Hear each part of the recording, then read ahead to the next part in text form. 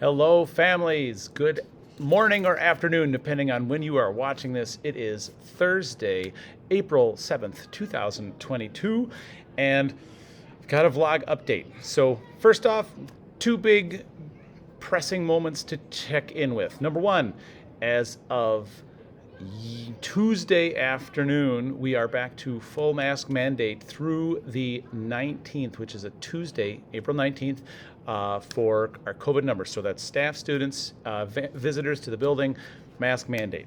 You probably already heard, but just to make sure that you have, there it is. Numbers in the building were at or slightly above that 3% threshold that the health department said that we are watching out for.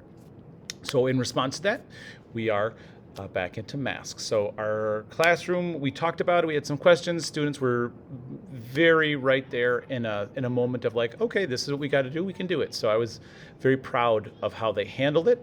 As always, I have masks here in the room in case someone loses one, it breaks, or they can't find it, or something happens. So I always have extras. So please just know that we are here and supporting all the students to make sure that everyone is healthy and safe. So there's that. Number two, as I said in my last vlog, we have a field trip coming up. Well, we had a second field trip coming up as well on the 28th to the Urban Ecology Center. But in response to numbers and keeping groups small, instead of all of us going on the same day, the Urban Ecology Center said we want to keep numbers small, which is obviously the right thing to do. So our field trip got bumped up from the 28th to next week, Thursday, on April 14th. We are going to the Urban Ecology Center for the morning, which is great that we get to go somewhere, but it's not quite the amount of time I wanted to give you. So I'm working on that field trip form to get that home to you as quick as I can.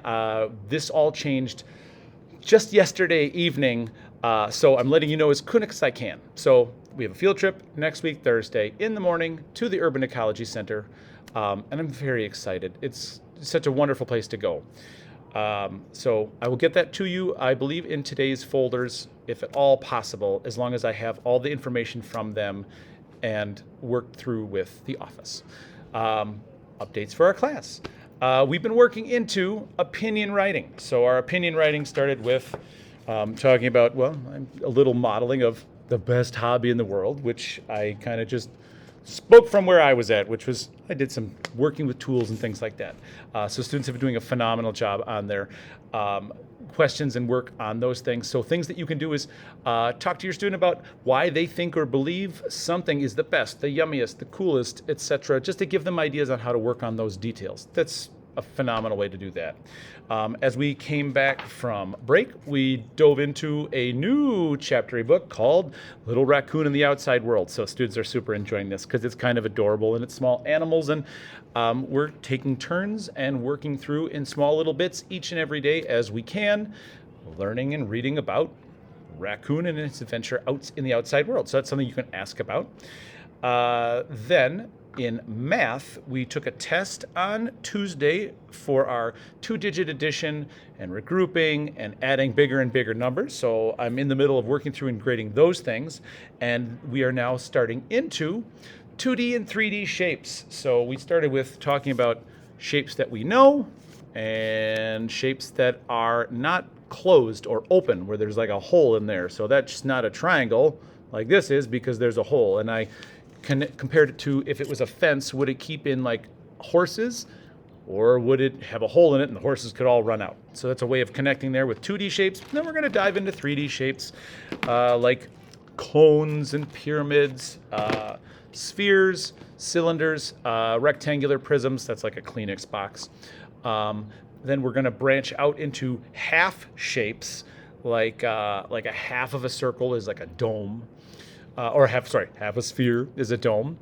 And then we will be moving into time. So telling time to the hour and half hour on digital and analog clocks. So that's definitely something that you can kind of work with in and about where you are, whether that's in the car, making dinner at home, or even just what time is it, or like what time do we go to bed, what time do we get up.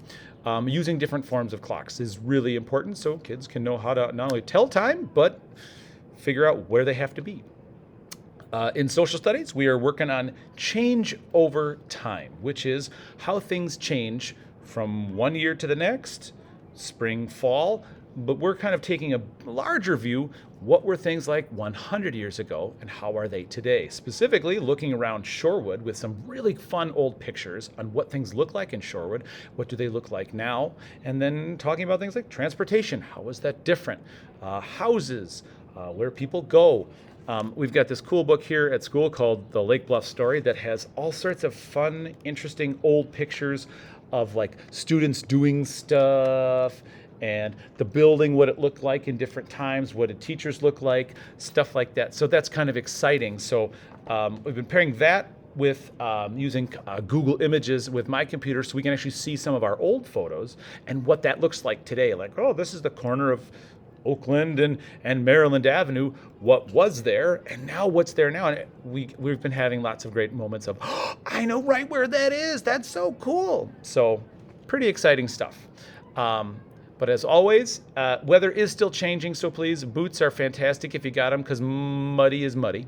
I've started paring down and sending home extras of gloves, hats, water bottles, snow pants as our weather is changing. Having all those extra things in the hallway and out and about and around no longer serve what we do and for going out for recess. So hopefully if you are missing something or you're shy a glove or 3 water bottles, we'll find our way to working to find those and send those back home to you. So I hope you are safe. I hope you are healthy. Have a wonderful rest of whatever day it is that you are watching this, and I will see you next time. Bye.